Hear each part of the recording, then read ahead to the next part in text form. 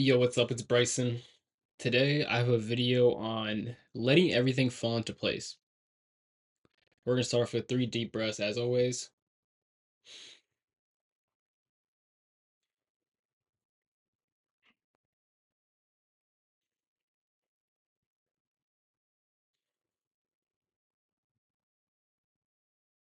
Let your shoulders relax.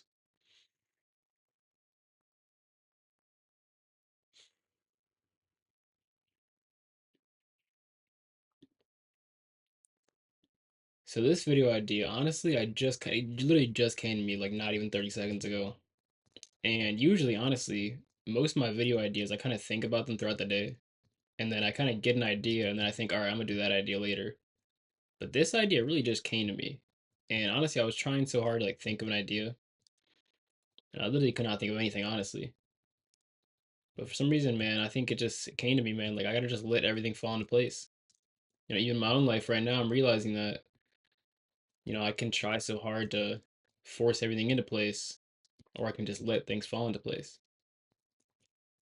So that's what I'm doing, even with this video. I'm literally making a video about the thing that I'm feeling. So I guess what I'm going to talk about today is how it's really, really hard to do that. You want so hard to force everything to be a certain way. You want to basically control everything because us humans, man, we love control. When you feel like you're out of control, that's when you especially get upset. Because you feel like without control that nothing good could happen, but it's honestly usually the opposite. Once you kind of let go of that control, great things usually tend to happen. And especially in art, I think that's really when great art happens, when you let go of trying to do anything with the art and you just create.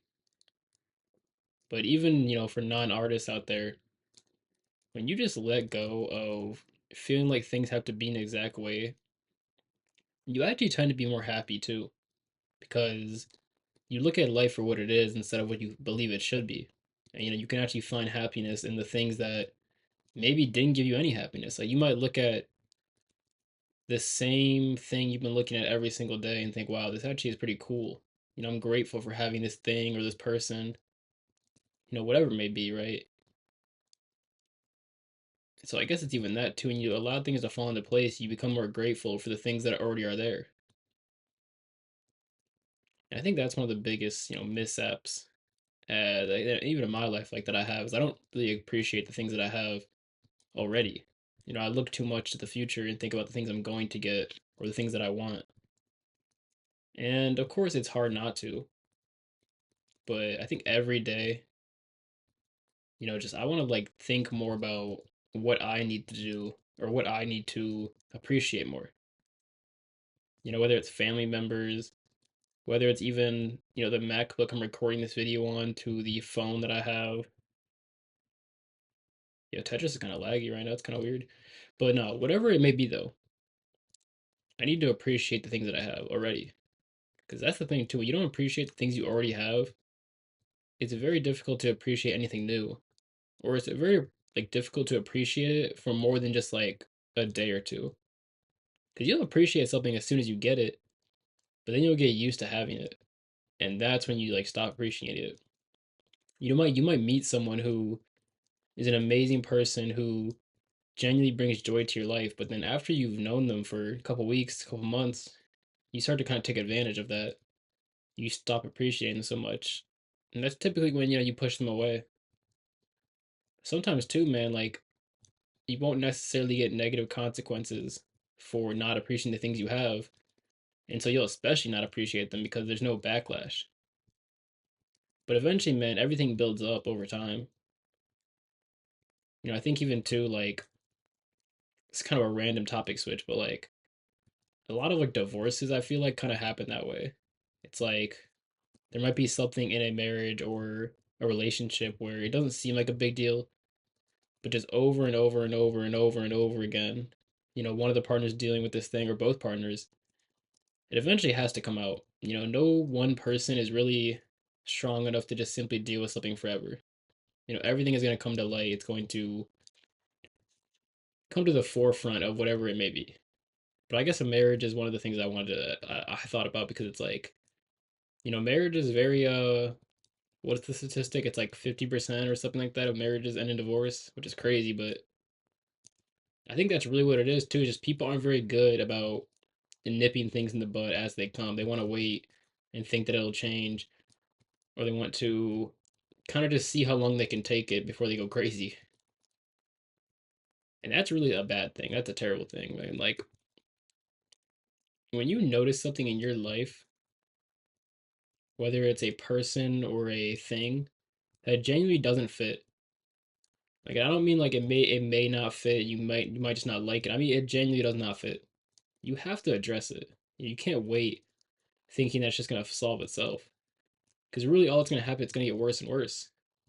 That person who makes fun of you and you want to tell them, to stop talking about me, you gotta tell them right away. You can't wait and expect them to ever change. You gotta tell them immediately, in fact. Because the quicker you tell them, man, the quicker that, for one, yes, they might not change immediately, but also, two, you can distance yourself now. And they can understand quicker that you're not a person who's going to allow that to happen. And that's something in my life that I really didn't do very well. I would have certain things happen to me or boundaries that would be crossed by certain people. And instead of correcting it, I would wait. I would maybe say it, but I wouldn't say it in a very stern way. I would basically just let people walk over my boundaries. And not even just people, but just anything. I would cross my own boundaries, but inside of myself, even. Like I would do things that I know I shouldn't be doing. And instead of just solving it, I would, just not really think too hard about it. I would just let it keep happening.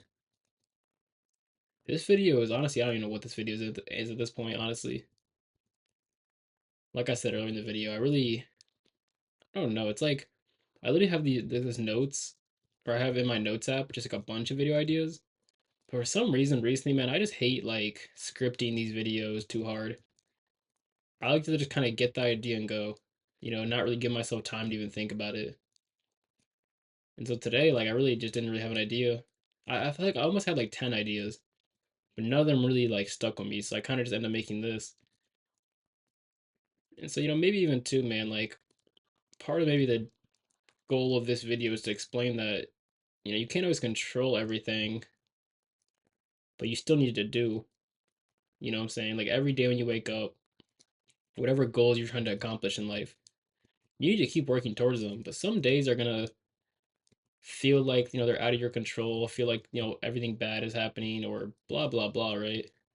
But you ultimately just got to keep going. It doesn't have to be a perfect day every day, because there are going to be days where it feels like everything's perfect, everything's just in flow, but other days are going to feel like the complete opposite, man. It's going to feel like nothing's in flow, and both days are important. It molds the person, honestly, too.